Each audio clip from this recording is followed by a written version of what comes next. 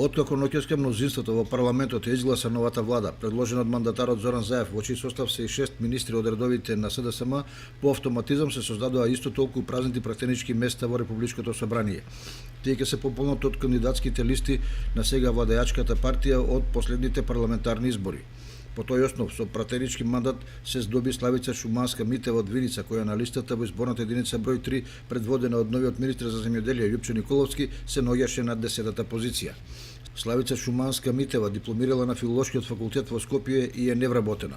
По долг период е актуелен секретар во општинската организација на партијата во Виница, а врз основа на незините партиски ангажмани беше предложена на листата кандидати за пратеници. Со мандатот на Шуманска-Митева, општина Виница во собранието ќе има 20 пратеници, односно пратенички, бидејќи на декемвриските парламентарни избори мандат доби и Магдалена Манаскова од коалицијата предводена од ВМРО ДПМН.